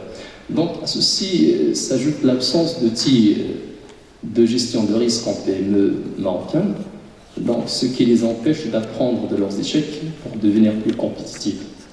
C'est dans ce cadre d'où découle notre problématique. Comment la veille stratégique peut-elle contribuer au management de risque en PME exportatrice? Alors notre intérêt ici, c'est de relever d'abord, déceler ou bien conceptualiser un référentiel de risques mettant en évidence les risques perçus par les PME exportatrices vers l'Afrique. Par la suite, faire un diagnostic de ces risques afin de pouvoir trouver ce qu'il est incitatif à la mise en place de la veille stratégique et chercher comment cette veille stratégique peut-elle contribuer au management de risque, quelles sont les compétences ou bien les ressources nécessaires à sa réussite. Voir est-ce que vraiment les PME marocains font la veille stratégique ou non. Alors, pour répondre, non, ce sont des questions auxquelles nous allons apporter des éléments de réponse, les deux banques théoriques et empiriques, parce qu'on doit quand même concilier avec l'apport théorique. Alors, nous allons répondre à ces questions à travers trois apports. Il y a d'abord un apport exploratoire, un apport théorique et un apport empirique confirmatoire. Donc, pourquoi nous avons opté, commencer par l'apport empirique exploratoire? Parce qu'en creusant dans la littérature, il s'est avéré que les modèles développés par Daft et d'autres, ce sont des modèles qui traitent la veille stratégique sous une angle de quels sont les facteurs influençant l'utilisation de la veille stratégique par les hauts managers et qui se sont utilisés par les autres recherches. Alors, il n'y a pas une recherche qui met en évidence la contribution de la veille stratégique au management de risque, surtout dans le contexte des PME exportatrices. C'est la raison pour laquelle nous avons opté pour une étude exploratoire par induction, en se positionnant dans un paradigme interprétativiste afin de pouvoir gérer des thèmes et des sous-thèmes, et par la suite trouver, donc relever des propositions qui vont nous guider dans notre apport théorique. Et par la suite, on va chercher à confirmer ces hypothèses dans une phase confirmatoire. Donc les trois apports, ils sont complémentaires. Donc chaque apport sera considéré comme une base pour l'apport qui le suit, et ainsi de suite. Très bien. Donc lors de notre exploration, nous avons ciblé 5 PME qui exportent vers l'Afrique. Donc à travers un guide d'entretien, donc nous avons essayé de faire un codage multiple, un codage initial, un regroupement et un codage thématique qui représente les résultats de notre codification. Nous avons affilié dans cette troisième phase un concept ayant une signification claire. Donc nous avons relevé un ensemble de risques qui sont en nombre de 6, risques liés aux clients, risques d'ordre politique, risques d'ordre culturel, risques liés à la concurrence, risques d'ordre réglementaire. Quant à la veille stratégique, nous avons relevé 2 codes. Il y a la fréquence de veille, donc il faut toujours être en veille dans le marché lui-même. L'information circule, il ne faut pas négliger l'information au détriment de l'autre. Donc il y a un mode de veille, nous avons regroupé ça sous forme de thème, le thème veille stratégique. Il y a aussi les dimensions telles que la qualité de source, quantité, fiabilité, que nous avons regroupé en richesse en source fiable d'information. Il y a des dimensions telles que des codes, tels que qualité d'information, utilité d'information, sélectivité d'information, que nous avons regroupé en richesse en information sélective. Il y a aussi des compétences de traitement d'information, compétences relationnelles que nous avons regroupées en compétences informationnelles. Il y a aussi réduction de risque, élimination de risque que nous avons regroupées en management de risque. Par la suite, nous avons procédé à l'analyse des occurrences pour pouvoir montrer le poids de chaque code, de chaque catégorie. Il s'est avéré que l'ensemble des catégories sont évoquées par les interviewés, et avec la mise en évidence de la veille stratégique et du mode de veille. Pour les risques, la mise en évidence des risques liés aux clients, et pour le management de risque, la mise en évidence d'élimination de risques. Pour affiner notre travail, nous avons passé à une deuxième analyse qui consiste à réaliser une matrice de contingence permettant de relier un ensemble d'éléments significatifs dans un même segment et calculer la fréquence de contingence ou bien des co-occurrences à travers des unités d'enregistrement que nous avons découpées, par la suite relevé un codage relationnel. Donc il s'est avéré que il y a des relations, des co-occurrences entre les risques que nous avons relevés, donc ils sont de A à F, A, B, C, donc ils sont horizontales, que nous avons écrit en lettres verticalement, donc il y a une relation, il y a une co-occurrence avec les dimensions de la veille. Également, il y a une co-occurrence entre les dimensions des richesses en sources d'information avec la veille, et également il y a aussi une co-occurrence entre les dimensions de la richesse en source d'information et de la richesse en information avec les compétences informationnelles. Donc, comme résultat de cette étude inductive, donc nous sommes sortis par des enseignements inductifs mettant en évidence les relations entre les différents thèmes. Il y a 4 propositions. La première proposition, les risques perçus à l'intention des PME sont incitatifs à la mise en place de la veille. Deuxième proposition, il y a une relation significative positive entre la veille stratégique et la richesse en sources d'information. Troisième, il y a une relation significative positive entre la veille stratégique et la richesse en information sélective en PME exportatrice. Les compétences de traitement d'information renforcent cette relation. Et la quatrième proposition, il y a une relation significative et positive entre les comportements informationnels et le management de risque. Donc il y a toujours 2 thèmes, 2 catégories de risques qui sont reliées. Donc quelle application numérique? Notre retour à la littérature, nous avons recensé 13 risques à partir de 15 études allant de 2001 à 2017 qui portent sur les PME exportatrices dans des contextes différents, dont fait partie des études marocaines, celles de Lali et Abahoui. Nous avons ici ces risques, nous les avons classés par ordre d'importance. Donc, de prime abord, il y a l'insuffisance d'informations pour localiser et analyser le marché, forte concurrence, et ainsi de suite. Je passe par la suite, nous avons fait une analyse, après analyse et diagnostic de ces risques, et c'est avéré que ces risques sont liés au manque d'informations sur plusieurs contextes environnementaux, à savoir le marché, les clients, les concurrents, la politique, la réglementation et les cultures. Donc, ces dimensions regroupent des sous-dimensions qui chevauchent avec les risques précédemment recensés. Et Face à ce manque d'informations, la veille stratégique permet de combler, de répondre à ces besoins compte tenu de ces trois finalités. Elle permet de détecter les signaux faibles et anticiper les changements, réduire les risques liés à l'incertitude dans la prise de décision et se créer des opportunités des affaires. Alors, ces trois finalités, bien qu'ils sont différentes, ils sont complémentaires. C'est en anticipant, c'est en détectant les signaux faibles et anticiper les changements que la PME arriverait à réduire les risques et par conséquent se créer des opportunités d'affaires.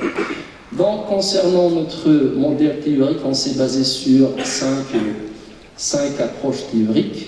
Je ne dis pas, ce sont des approches, mais nous avons relevé les perspectives, c'est-à-dire les éléments qui peuvent servir à nos hypothèses. Il s'agit de l'approche systémique de la théorie des jeux, l'approche par les ressources, l'approche de l'apprentissage organisation, l'approche décisionnelle et l'approche entrepreneuriale. Donc, chaque approche contribue à la conceptualisation de notre modèle théorique. Donc, ces trois approches ne sont pas indissociables et complémentaires. Alors, d'après la littérature, on peut avancer l'hypothèse universelle suivante. Les risques en PME exportatrice génèrent plus d'incertitudes stratégiques, favorisant la mise en place d'un système de veille stratégique nécessaire au management de risque. Ce dernier dépend de la capacité de l'entreprise à enrichir ses informations et sources d'informations. C'est un facteur risque du marché international. Les compétences informationnelles jouent un rôle important dans cette relation. Alors, oui. Donc, chaque approche théorique est utilisée pour fonder, au moins pour chaque hypothèse, nous sommes basés sur une approche théorique afin d'aboutir à 4 hypothèses qui sont conjuguées en modèle théorique suivant. Donc voilà, dans les risques, veille stratégique, richesse en information. Alors, notre exploration, par la suite, on est passé à la phase en période confirmatoire dans 2 secteurs. Nous avons pris comme échantillon 14 cas. Il s'agit des entreprises qui opèrent dans le secteur agroalimentaire, l'industrie, ainsi de suite. Donc, il s'est avéré que ici, nous avons procédé à un codage fermé parce que la grille a été précédemment établie. Donc, il y a la prise des risques sont prédominants, sont évoqués par les interviewés. Les dimensions de la veille sont évoquées par les interviewés. Les dimensions de la richesse en information sélective sont évoquées par les interviewés, sauf pour le cas 11, de même pour la richesse en information sélective, et ainsi de suite. Donc, comme il y a des relations de contingence, il y a des co-occurrences entre les différentes dimensions de risque avec la veille, de même entre la veille et la richesse en information sélective, ainsi que la richesse en sources d'informations fiables, avec la prise en considération de rôle modérateur du compétence informationnelle. Comme résultat, donc, nous avons essayé de quantifier ces résultats qui sont en répondant aux questions que nous avons précédemment posées. Alors, dans ce tableau récapitulatif, il met en évidence l'ensemble des PME, l'ensemble des cas ayant évoqué des relations ou bien des co-occurrences entre les dimensions de risque avec la veille stratégique, c'est-à-dire plus les risques, l'ensemble des risques est élevé, plus les entreprises sont incitées à veiller leurs environnements, d'où la validation de la première hypothèse. Donc, la deuxième hypothèse, les hypothèses relatives à la contribution de la veille stratégique au management de risque, sont au nombre de 3. Alors, pour la richesse, pour la deuxième et la troisième hypothèse, donc, il y a des co-occurrences entre la veille stratégique et les richesses en sources d'information, dimension de la richesse en sources d'information, des co-occurrences entre la veille stratégique et les dimensions de la richesse en information sélective, d'où la validation de la deuxième et la troisième hypothèse. La quatrième et la dernière hypothèse, donc il y a normalement la contribution de ces dimensions au management de risque, donc il y a la prédominance de la cyclicité d'information comme dimension, la prédominance de la fiabilité des sources comme dimension, donc la quantité de sources sont majoritairement importantes. Donc, généralement, le fait d'avoir une dimension présente, ça veut dire qu'il y a une relation, d'où la validation de la dernière hypothèse. Donc, avant de vous remercier, donc, les PME, sans se tarder, les PME procèdent à la veille stratégique, on fait la veille, mais on le fait d'une façon informelle. Il y a une différence entre les secteurs industriels et plus ou moins structurés. Le secteur agricole n'est pas structuré, donc on a trouvé des difficultés à trouver suffisamment de PME qui opèrent dans ce secteur. Les PME qui opèrent dans ce secteur, ce sont des PME qui ce sont des entreprises ou bien des structures qui ne sont pas formalisées, qui passent à travers le Belgaz et ainsi de suite. Alors, je vous remercie infiniment. C'est très intéressant. D'ailleurs, j'aimerais noter que dans des séances, il y a des rapporteurs qui vont présenter des rapports synthétiques par rapport à l'ensemble des présentations et qui seront mis à votre disposition après sur le site internet de l'événement ou par mail après collecté auprès des participants. Donc je donne la parole directement à M. Saber Nsouhi Ayoub, qui nous vient de la faculté des sciences juridiques, économiques et sociales de Ain Sida, avec une présentation qui porte sur la diplomatie économique et son apport à l'internationalisation des PME marocaines en Afrique subsaharienne. Donc on parle toujours de l'internationalisation des PME, mais là on va essayer de mettre l'accent sur l'apport de la diplomatie économique ou la stratégie marocaine d'accompagnement des entreprises, en mettant l'accent sur 2 points, l'état des lieux et les perspectives. Je lui demande d'être un peu plus loin comme c'était demandé. Merci. Je suis très heureux de faire partie des intervenants dans le cadre de ce colloque sous le thème de la pratique de l'intelligence économique en Afrique, spécialité 8. Mon intervention portera sur la diplomatie économique marocaine et l'internationalisation des PME en Afrique subsaharienne. Donc, en guise d'introduction, il faut noter que la diplomatie était un champ d'action exclusif aux États. C'était l'acteur principal qui exerçait en fait les activités diplomatiques pour l'entretien et la gestion des relations politiques avec les différents pays du monde, donc pour la défense des intérêts majeurs du pays.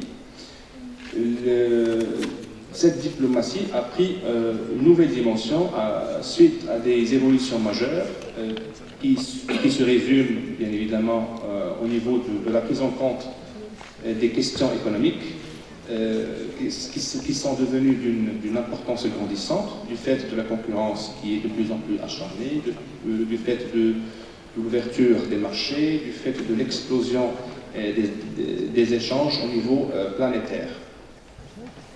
Donc l'élargissement du champ de la diplomatie économique,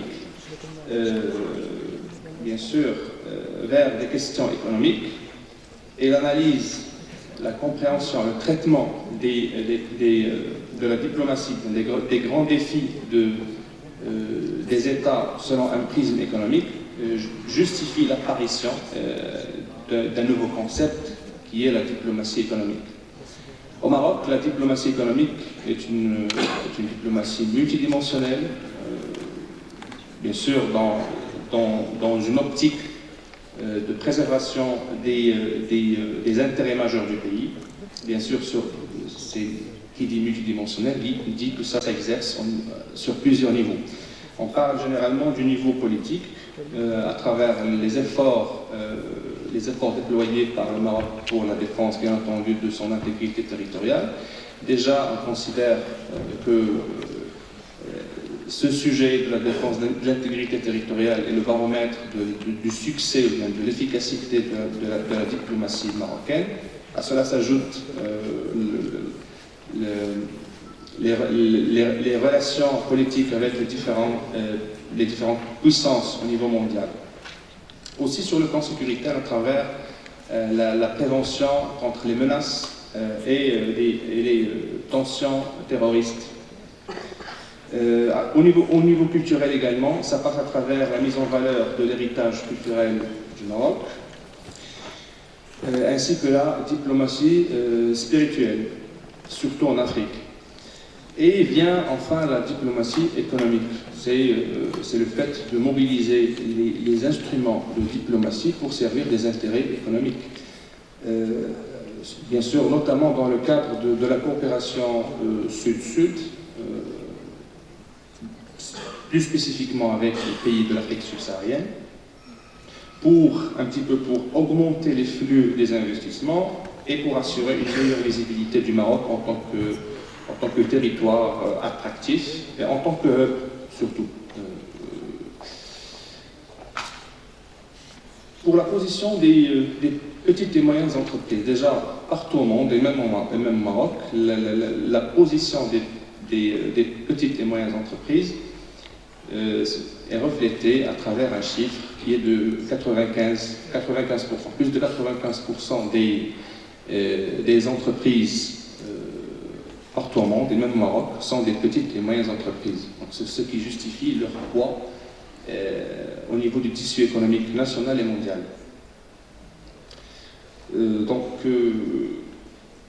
Bien évidemment, lorsqu'on parle de leur internationalisation, on parle de la conquête de nouveaux marchés, on parle de la concurrence, on parle d'une productivité meilleure qui est espérée, on parle d'un transfert de connaissances surtout.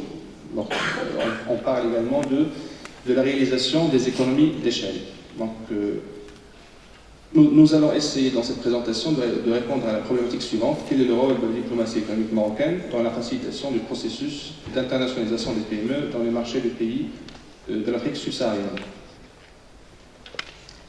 Donc, au niveau de cette présentation, nous allons présenter un cadre conceptuel, une revue de littérature, bien sûr, le contexte général, le cas marocain, au niveau des échanges commerciaux et au niveau des investissements directs étrangers, et bien sûr au niveau du continent africain et plus spécifiquement en Afrique subsaharienne, les contraintes et les limites qui entravent une ouverture réussie des petites et moyennes entreprises au niveau de l'Afrique subsaharienne et quelques recommandations.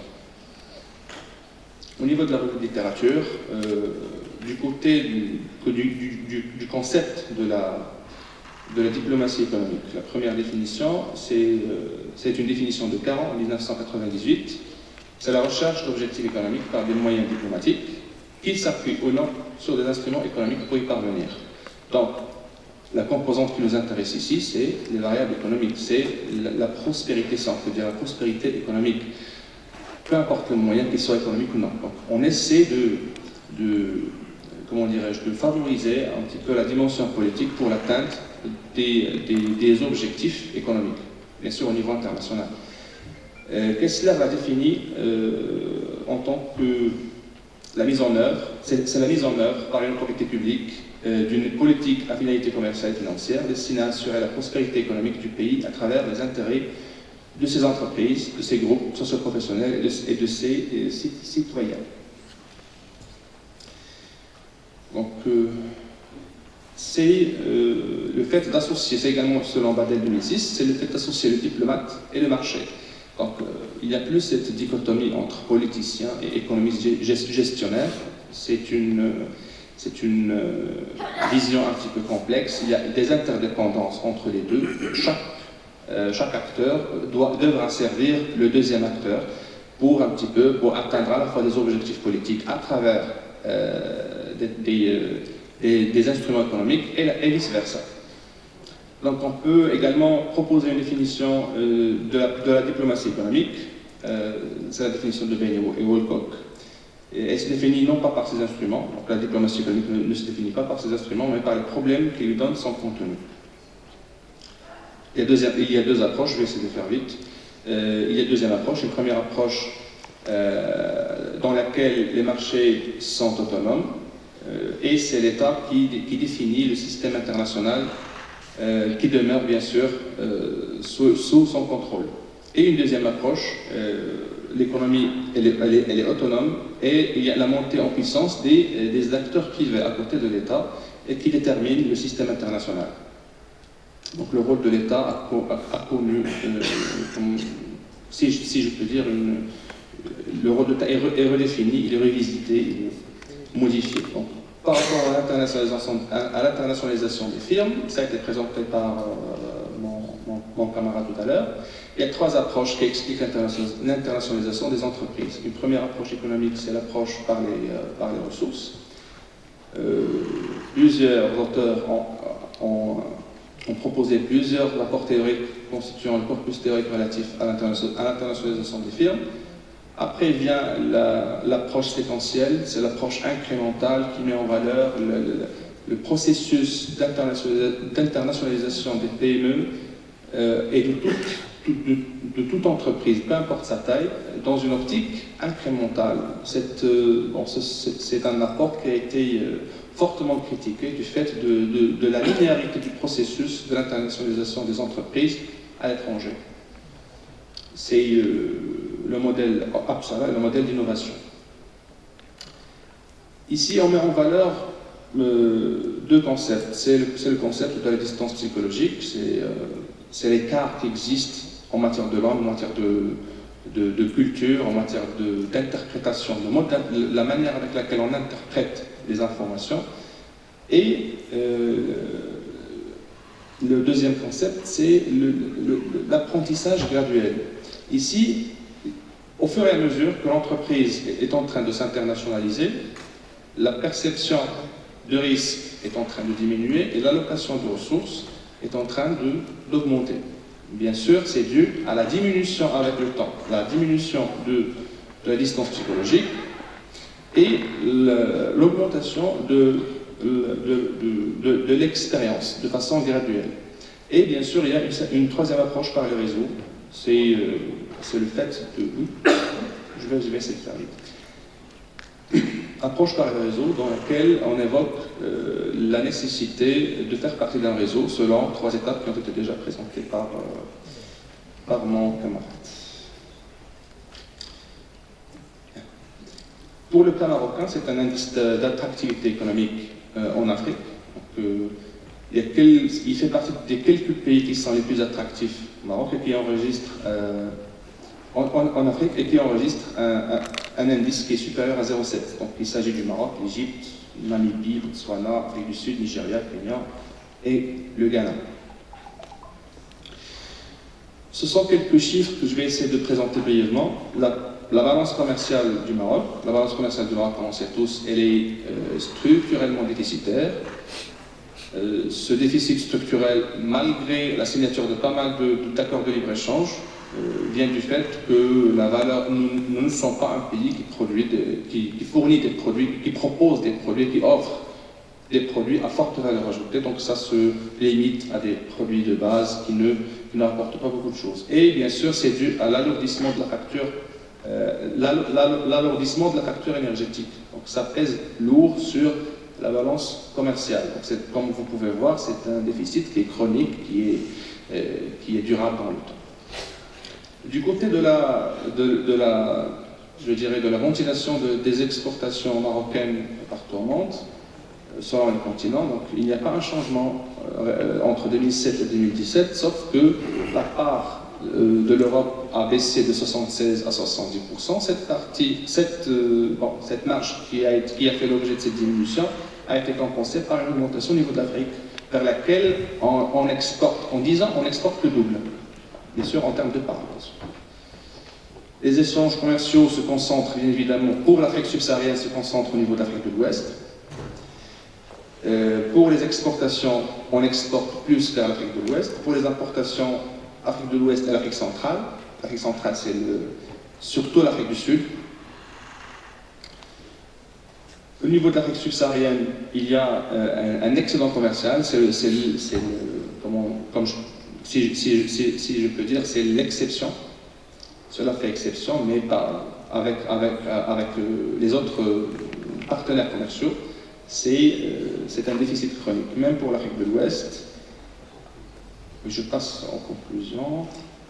Pour les parts de marché, pour les 4 parties, pour les 4 blocs de l'Afrique subsaharienne, les parts de marché ont augmenté, sinon ils ont stagné.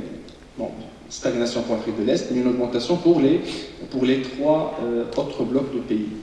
Pour les investissements, il y a des évolutions, mais des évolutions qui sont, je dirais, qui sont limitées.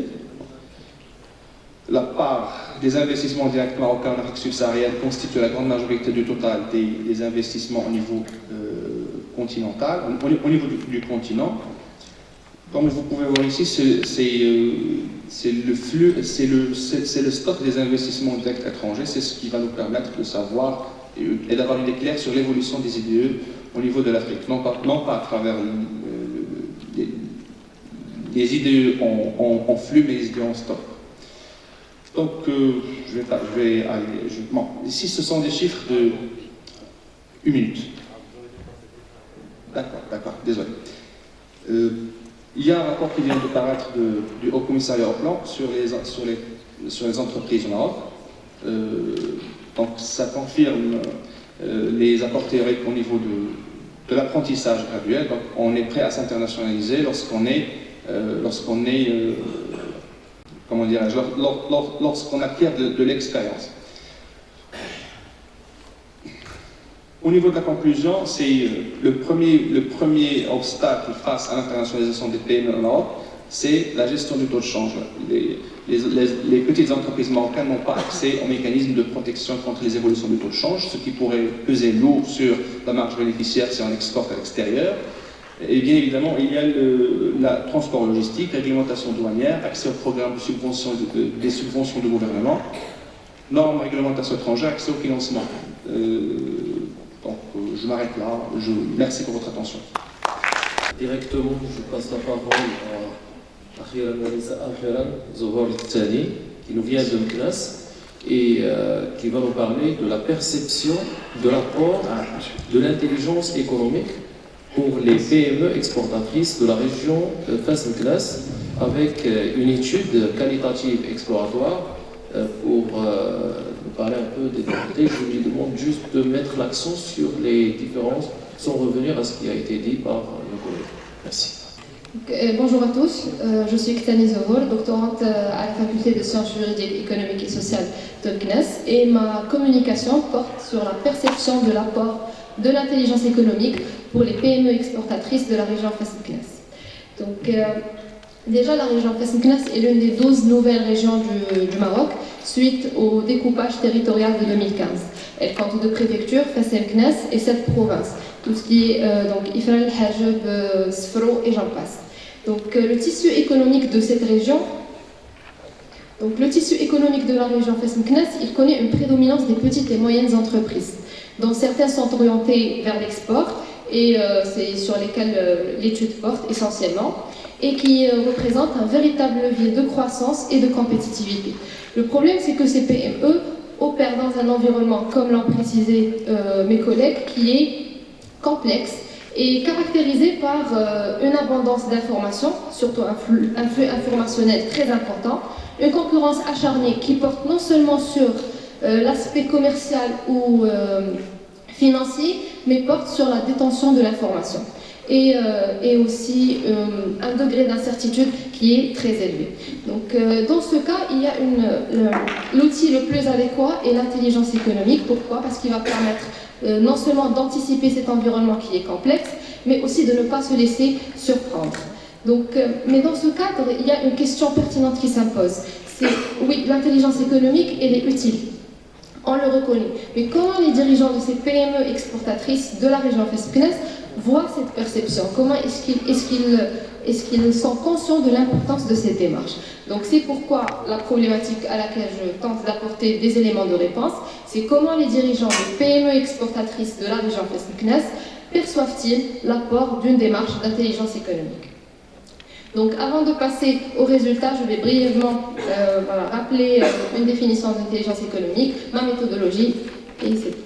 Donc les définitions de l'intelligence économique ne manquent pas, que ce soit théoricien ou praticien, ils s'accordent sur le fait que c'est une pratique déjà légale et de collecte d'informations dans le but d'éclairer la prise de décision.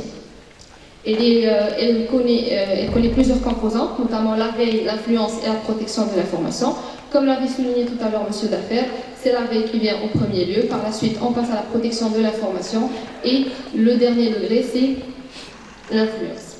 Pour ce qui est de ma méthodologie, donc pour répondre à ma problématique, j'ai effectué des entretiens semi-directifs avec les dirigeants des PME de la région.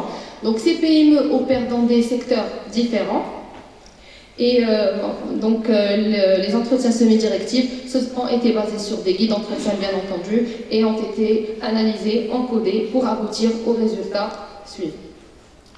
Donc j'ai décidé de synthétiser un peu les résultats de mon étude autour de 3 axes très importants. Donc les manifestations partant de l'intelligence économique en petites et moyennes entreprises, l'information au niveau de ces PME et la mise en place d'un système d'intelligence économique, comment cela est vu par les dirigeants de ces PME. Donc commençons par le premier axe qui est les manifestations. Donc déjà pour commencer, le terme intelligence économique n'interpelle pas les dirigeants. Donc, dans certains, le lit, donc, ils pensent intelligence, donc augmenter mon revenu, intelligence, donc diminuer les charges, mais ne mettent pas cette relation entre intelligence économique et information, qui est au cœur de cette démarche. Au niveau de leur organigramme, certes, il est formalisé, mais il ne comporte aucune fonction, aucun service qui est dédié à l'intelligence économique ou bien à l'une de ses composantes. Passons maintenant au système d'information qui est un pilier de l'intelligence, d'une pratique d'intelligence économique. Donc celui-là, il n'est pas développé du tout. Il est limité à des tableaux Excel ou bien des applications très non développées. Pour ce qui est de l'information, donc l'intelligence économique pour ces entreprises, elle est limitée à la collecte de données. Donc collecte de données ponctuelles qui n'est pas faite dans une perspective continue, mais une collecte de données qui répond à un problème bien défini. Et pour ce qui est de la prise de décision, donc ces dirigeants ne ressentent pas l'importance de trouver une information, la traiter et l'utiliser. Mais ils se fient plus à leur intuition et à l'effet de l'expérience. Donc pour ce qui est de l'information au niveau de ces PME, certes, il n'y a pas une démarche bien développée de gestion de l'information, alors qu'ils reconnaissent parfaitement l'importance de l'information.